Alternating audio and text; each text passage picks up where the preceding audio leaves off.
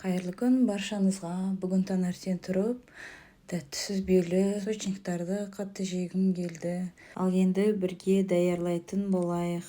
Ең біріншіден бізге керегі құстың жұмыртқасы. Жұмыртқаны сарысы мен ақуызынан ажыратып, қантты қосып, жақсылап араластырып, содан кейін кішкене сүтті қостым.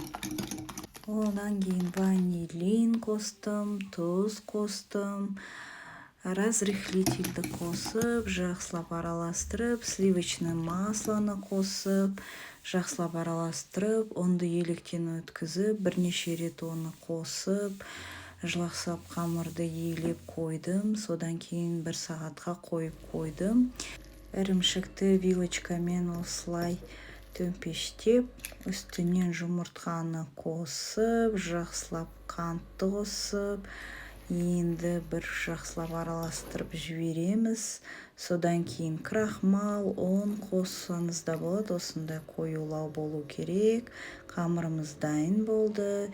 Енді оны осындай бірдей бөліктерге бөліп шығып, осылай оқтаумен елейміз, содан домалақ қылдырамыз, әдемілік сәндік үшін. Енді оның үстіне ірімшігімізді қосатын боламыз. Содан кейін осылай жауып, ал енді дайын болды. Үстінен жұмыртқаның сарысын жағып шығып, қызып тұрған пешімізге 200-180 градуста 20-25 минутқа қосып пісіріп алдық. Енді үстінен сахарная пудра, ұнтағын сеуіп, аямай молынан себеміз. Осындай керемет ірімшікті сочниктарымыз дайын болды. Сізге де жасап көруіңізге кеңес беремін. Тез, оңай әрі өте дәмді болып шығады.